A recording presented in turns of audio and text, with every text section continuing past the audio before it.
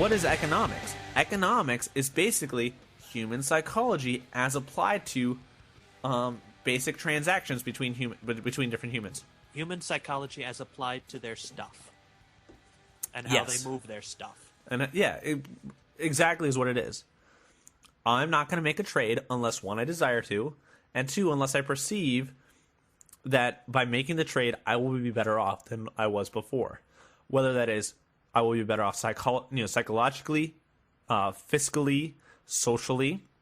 A lot of people make trades based not on physical gains, but on social status, like a change in social status. There's, for example, the really rich guys. There are some really fantastically rich guys who will pay hot girls to hang out with them. Not a whole lot of rich guys, but there are some who've done that. Bill Maher. Yeah. No, sorry, dude. That person in the bikini you saw in the last photo was me. Oh. How do you think I could afford this microphone? Have you lost weight? I mean, you look great. Well, thank you. I've been working out my pecs a lot.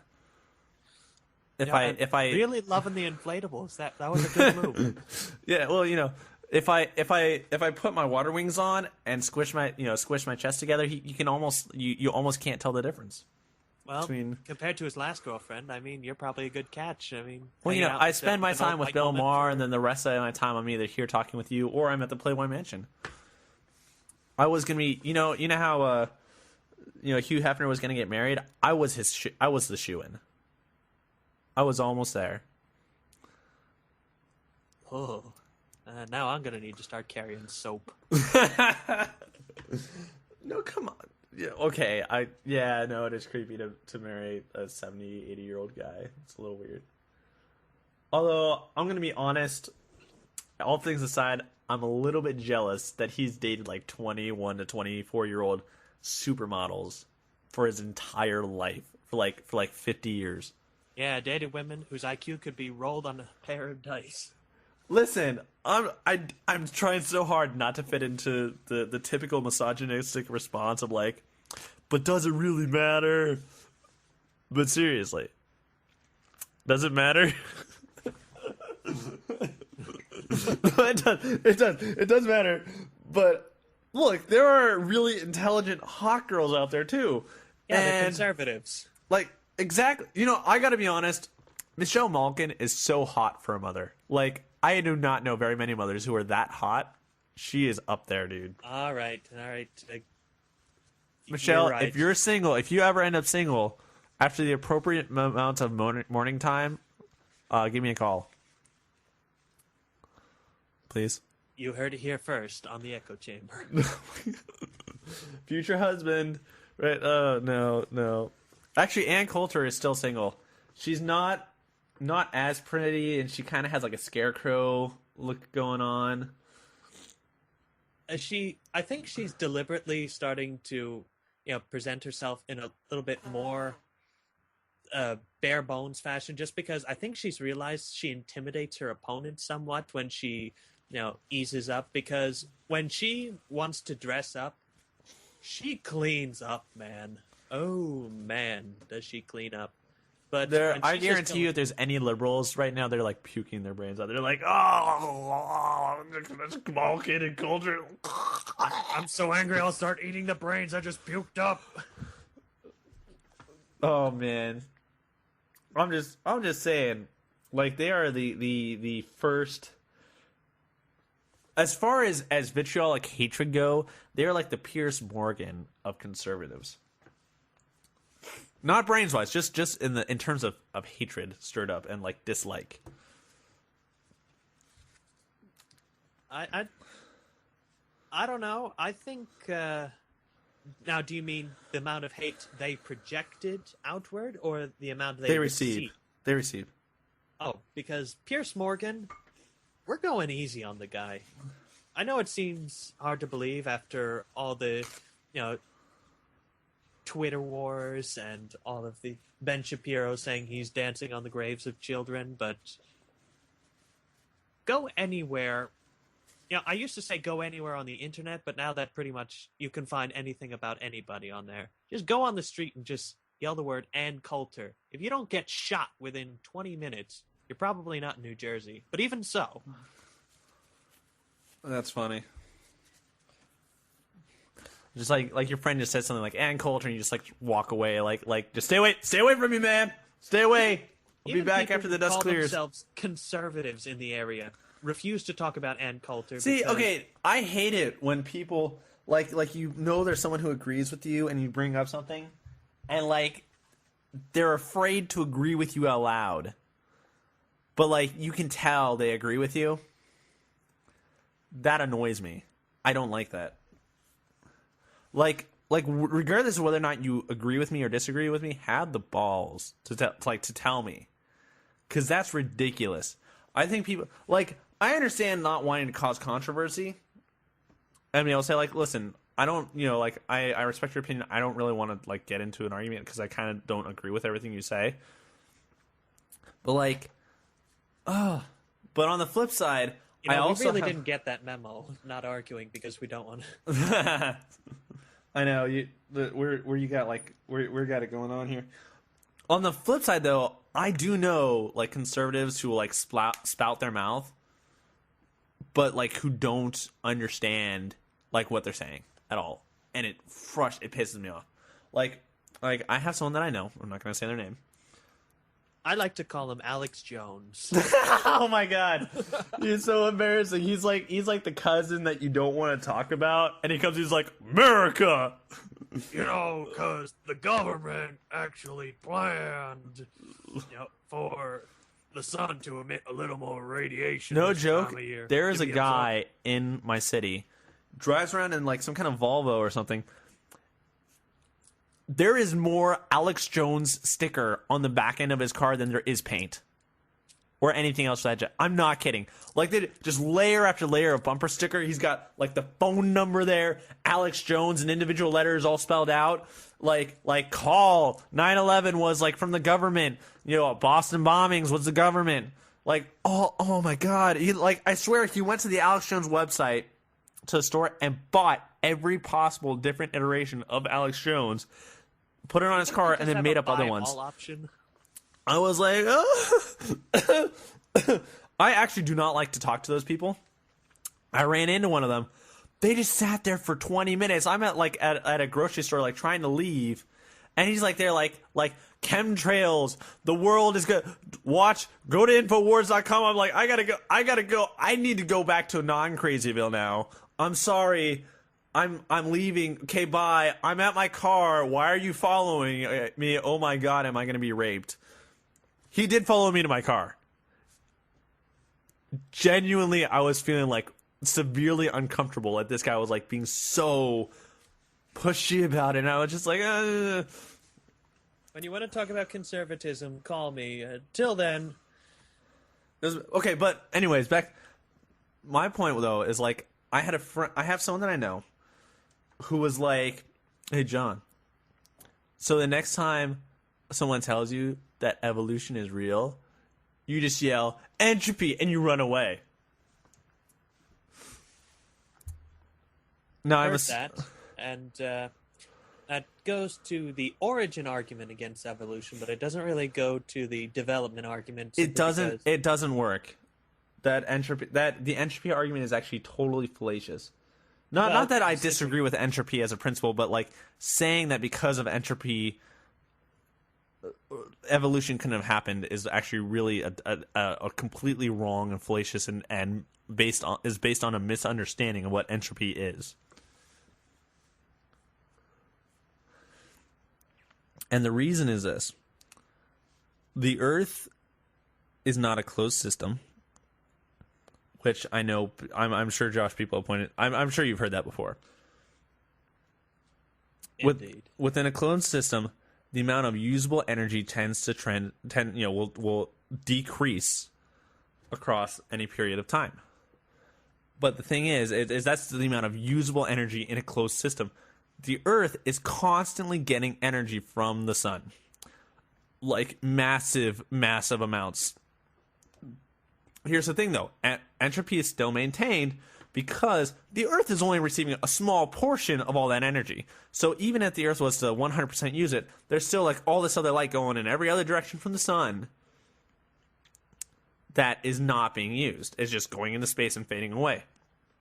And so, as a whole system, the whole solar system, even if we ignore every other bit of the universe and whatever interactions it may have, the Earth could still gain in order, in usable energy, while the entire system, the entire solar system as a whole, loses energy because the sun is outputting so much energy that almost instantly becomes unusable because it goes into middle space to spread out until there's nothing there.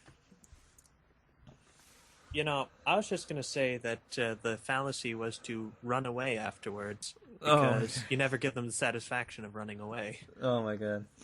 Actually, I gotta tell you though, on Twitter, it's hilarious because Twitter is one of the few places I know where the conservatives actually do generally outnumber the liberals. Generally. Well, because we have jobs and can afford the platforms to do such things. I know. Well, you know, we probably stole the wages from some hapless liberal. You'll notice that YouTube tends to be a bit more liberal. And no, Twitter it tends to be a bit more conservative. stupid because there's a lot of 12-year-olds on there. True. However, that's what that is. YouTube tends to be a bit more liberal because YouTube is often accessed from public libraries and from school computers. Now you're getting into stereotypes that I don't know if I can agree with as true. No, but the trouble is, it's basically people going in to kill time. So what do you do when you're trying to kill time? Any stupid thing that pops into your head. I could see that. I don't know. I would actually like to see statistics. What I can agree with is that in all the arguments I have had on YouTube, I have never had another conservative come to my defense. Except maybe one time.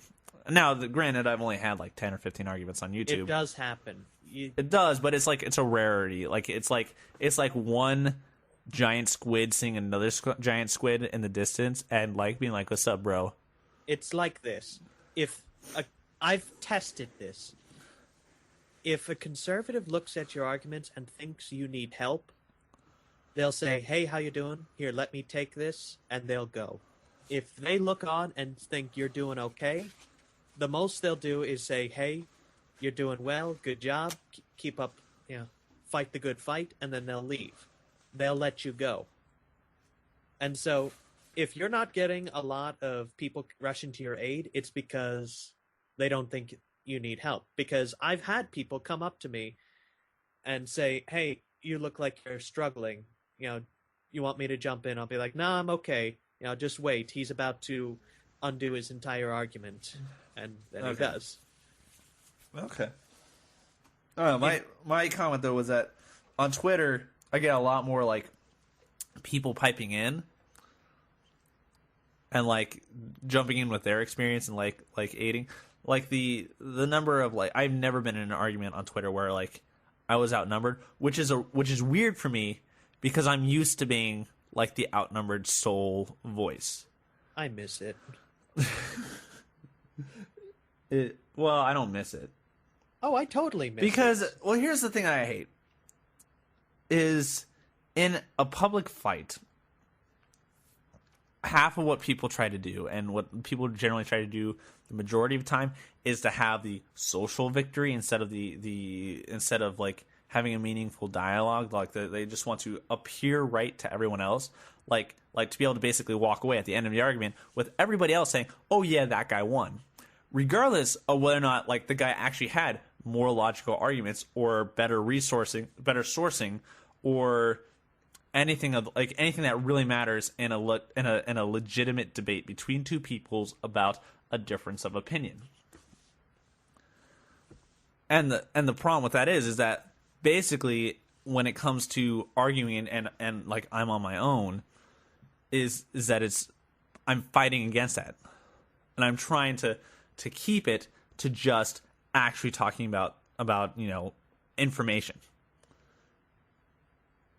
And it's really difficult to do that. and I'm like, I spend half the time pointing out the other person, like, hey, you're just like making ad hominems the whole time. You're just attacking my character. And I mean, good for you, bro. But I mean, you're not gonna make yourself look any better by doing that. Then they call me a fag and make fun of the fact that I play video games. That's basically what happens. Yeah.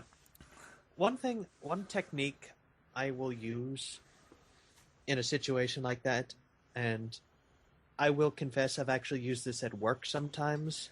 I feel like you're about to say that you just call people racists. No. I've called people. I have rightfully called people racist bigots, and like it's so funny because the times that I've done it, I always make sure I'm actually like rightfully saying it. They shut up so fast. It's fun, like because like they're just so used to being able to call people racist and not having anyone challenge them, and they're just like, oh, I'm blocking you now, and just like run away as fast as they can. Yep. I admittedly I try not to do that at work, and sometimes on YouTube, or especially on Facebook, because that's when it gets nasty. Because YouTube, it's nasty, but again, it's 12-year-olds. But on Facebook, it's people you know, and so they'll cut directly to you were never this rude in person. Maybe you're just a keyboard warrior. And so one technique I have learned to get, if you don't think the conversation's going anywhere, is don't respond to anything until you've just listed every logical fallacy they used in order. And sometimes, if you want to put a little, something in the end, oh, by the way, your argument was wrong because this is this, and here's the correction. But sometimes just listing the logical fallacies they use, that's enough. I've done this at work. If people are complaining to me, mind you can only do this with the customers who are rude when the manager basically gives you the signal to kick them out. But if you just stand there and list off whatever logical fallacies they used, because then they have to, most people are just used to ad hominem, ad hominem, ad hominem. If you simply keep pointing out that's ad hominem, that's ad hominem, that's ad hominem, eventually they will shift tactics. It's every time they can't help themselves. Because they hate the fact that someone is saying that's an ad hominem. It's kind of like saying that's a straw man. Even if it's not a straw man, I wouldn't say it isn't, but even if it's not a straw man, people subconsciously can't stand the fact that they've been accused of using a straw man and will try to change how they say something or change their argument. I really hate the whole straw man thing. Because 90% of what I observe is that 99% of the time when a straw man is used, what the person is actually saying is, I have failed to understand your argument as you understand it, and I've attached my own meaning to it, and the meaning that I attach to your argument is a straw man of my own argument, and therefore you're using a straw man, and therefore you're being fallacious. Yeah, there's a reason why I try to avoid bringing up the straw man ever, and I never use it. I try not to point out every ad hominem attack, because sometimes they will say, you are incorrect. That's ad hominem. No, it's not. Yes, it is. You're attacking me. So I try not to bring that up, because that's one you do have to watch out for. Yes. Although I think appropriately used mockery can be extremely effective. And it is really fun to use. I'm going to be honest. I try to create like a respectful dialogue. But when all else fails, just mock them. I know that's a dick thing to say. Yeah. Once it becomes really clear that the other person has no intention of having an intelligent dialogue, don't just switch to mocking because you disagree with the person. I think that's stupid. But if it's really obvious the person just has no either capacity to argue intelligently or has no intention to do so in this conversation, mock away. They deserve it. Just make sure you can win. A lot of the logical fallacies occur because people stop too soon. For example, making fun of somebody isn't necessarily an ad hominem. If you're saying, you're an idiot, let me show you why point by point, then that's just a salty introduction. if the argument is you're an idiot, I don't have time for this. Why don't you go back to your, right-wing conservative crazy circles? That's ad hominem because that's the sum of their argument. Right. And so, admittedly, I try not to do the whole "you're an idiot" thing just because, well, it only really hurts someone if they're not an idiot. If they really are an idiot, why would you tell them? It's like calling a Nazi a racist. Wouldn't really do anything to them. Although I think with the idiot thing, I don't know. I'm not a fan of calling people idiots. Childish or immature, I think, is much more accurate most of the time and much more effective. Just because I've seen intelligent people say some really stupid stuff and behave really immaturely. Until you really understand how the person's behaving, like what the other person's thought process is, I don't know if it can be directly applied. But that is my personal preference. But see, now we're just talking. We're not making fun of people. No, you can't just drink whatever stuff comes off the cheap rack. If you're going to enjoy a cup of mockery, go for a glass of mockery. It's a glass of mockery. If you're taking things off the rack, it's a glass of mockery. Well, unless it's the Last Supper, in which case it's a cup. This ain't the zeros AD, bro. We enjoy things in refinement. Maybe you do. Okay, whatever. Living off of your bourgeois glasses. Yo, whatever, bro. No, proletariat isn't. I would be the proletariat if you're gonna. Wait, what? No, hold on. What is it's proletariat, bourgeois, and what's the other one? Actually, that's a good question. I always thought it was just the bourgeois and the proletariat. I think. Wow, I'm gonna sound really. Let's double check this and find out. Okay, no. The bourgeois is the middle class, and those are the people. Hold on. Darn it! Where's No. It's It's like the upper middle class. If the socialists didn't block, Okay. So ignore us, the we could just bourgeois. call them in. Oh my gosh! I'm sorry. The at least as far as the communists I have personally met, they're so like they're unable to hold their own. They're just so thin-skinned, and it's sad. I really want to meet a thick-skinned socialist who can really challenge me. Like, I want that. Like, when it's thin-skinned stuff, it's easy. It's like kicking a second grader. Like, you don't want to do it, but they're attacking you. You got to stop them somehow. Sometimes it's just holding your hand up and letting their heads whack into it. But I'll admit, one thing I noticed. Okay. So the proletariat is the regular worker. The bourgeois are the rich people who own the capital and are stealing from everyone else. Yep. I feel like there was a third one, though. I could have sworn there was a third class. And now you'll hear me typing. Classes of Marxism. Maybe that will help. Class and Marxist theory. Maybe we can do that. All right, next time we're bringing... Oh, no. Okay, hold on. The capitalist stage of production consists of two main classes, the bourgeois, the capitalists who own the means of production, and the much larger proletariat, who must sell their own labor power. See, that's the problem. Is there's no actual classes in a capitalist society. Like, because, people move from being workers to being owners and back and forth.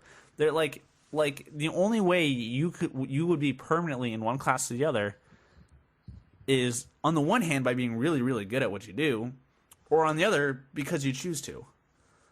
Like what if you choose to live off your own land? You're neither. You're not even in a class according to Marxism. You don't exist. Of course, there is always option 3. stagnation. If you want to create classes, you just make sure that you remove mobility. Yeah. Well, that's Well, so Marxists, in order to fight classes, are creating classes by having half the people work and half the people deciding how the people should work. Oh. That's funny. I don't know. I kind of missed what you said, so I just said that. I do know. I don't know, man. Sometimes life as a capitalist is confusing. Can't use my brain parts all the time. It's like chickens in a biscuit. That's racist. You must hate black people. Oh, did you read that Salon article that I posted? I started. Oh my gosh, dude. Okay, so for those of you who are still here after a full hour and then some, Salon.com, the bane of all conservative existence, who is pretty much as left as you can go on the political spectrum, wrote an article basically saying that conservatives were happy that Detroit went bankrupt. Now think about that for a moment. Think about all the people that you know and take into account that roughly a third to 40% of all the people in the U.S. are conservatives or Republicans. This article claims that a third of the people that you interact with on a daily basis are racists who hate Detroit and are glad that it went down along with New Orleans and Hurricane Katrina because they're secretly racist against black people and therefore wanted to destroy the two cultural centers of black people. Detroit, a cultural center. Yes. And Josh Barnes, we hate black people so much that we allowed Detroit to be run by liberals for 60 years. Well, We were like, we hate you so much, we'll let you use liberal fiscal policies to destroy your own place. Never mind the fact that it was liberals who ran Detroit into the ground. no, What was didn't you it? hear? The last- MSNBC reported it was conservatives who ran it. Yeah, back in 1962, the last year that it was run by a conservative. Last year, 1962. Or was it 52? It was one of those 2 years. It was 50 or 60 full years ago. It has been run only by liberals. But apparently, we're not happy. It sucks. It really is a shame. It's a crying shame that Detroit has went bankrupt. Detroit was at one point a shining jewel of American liberty and independence and success and a symbol of the American hope and dream. You know, And- conservatism. Yes. And what is it now? It's a cesspool of poverty and of crime, especially black on black crime. I mean, what's the murder rate is like what? Somewhere between 300 and 500 people a year for one city. It's ridiculous.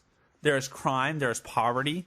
The people are fleeing. Like, if you look at the demographics for who's entering and leaving Detroit, almost nobody's like the population has been steadily declining for years. For years. Yeah, just look That's, at nobody's happy about that. There's nobody that I know that's happy about that. And if they say they are, they're probably being demagogic and pedantic. Nobody's happy about that. And other ways that make me We the sound conservatives are just saying "told you so," because that's what we've been saying for 50 some years. We've been saying this is a bad idea before Detroit went bankrupt. Before Detroit was in danger of bankruptcy the first time, there were demographics being posted around by conservatives saying this city is in trouble because it's being run by liberals. We don't like the fact that it's down. We're just saying this is why it's down. Suck it up, take it. Don't whine about racism, because racism has nothing to do with it. It has to do with the fact that there are really stupid liberal policies that have been in place. It's come up and bite you in the ass.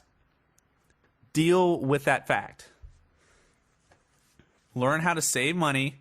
Stop giving ridiculous contracts to unions.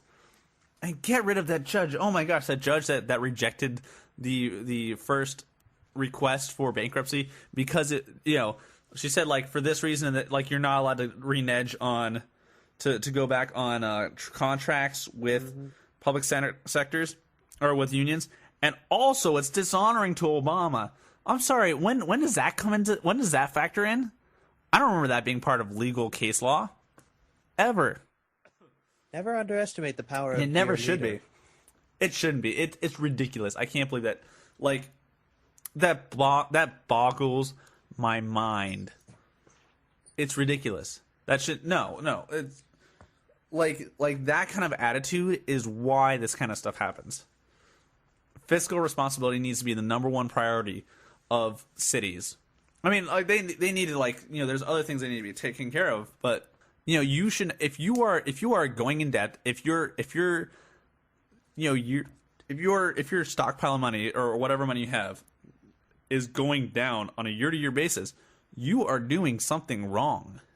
Like, you are either spending too much or doing something that's not right, and you're going like look, for people, if people save money, their bank account should be going up. If their bank account is constantly going down and they're in debt and getting credit cards and stuff, any one person will tell them, hey, that's a bad idea. That's going to get you in trouble.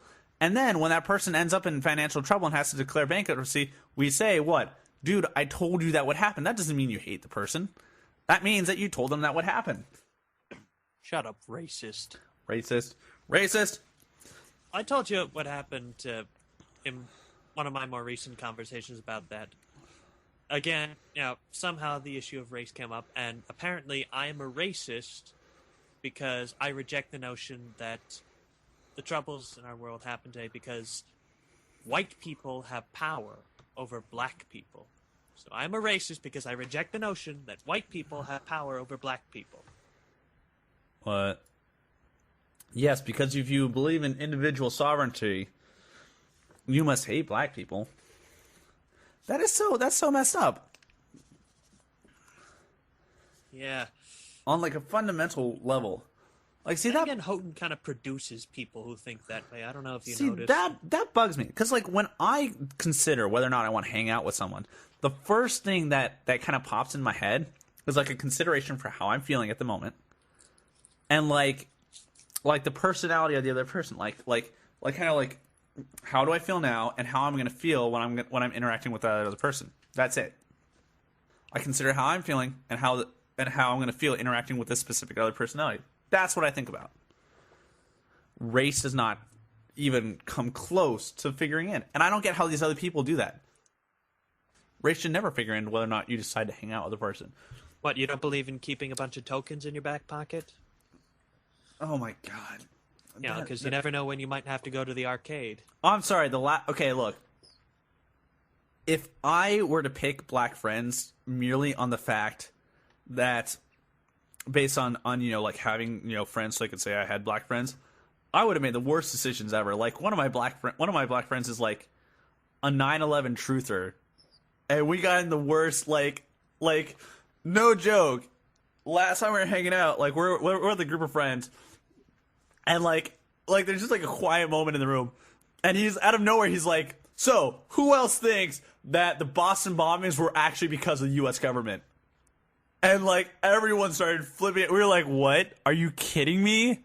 Of all the things like you think is a government, that he's like, yeah, man, like they had Navy SEALs. It's like, yeah, because if the Navy SEAls had decided to do the Boston bombing, the first thing they would think to do is put on a Navy SEAL sweater so that everyone knows who did it.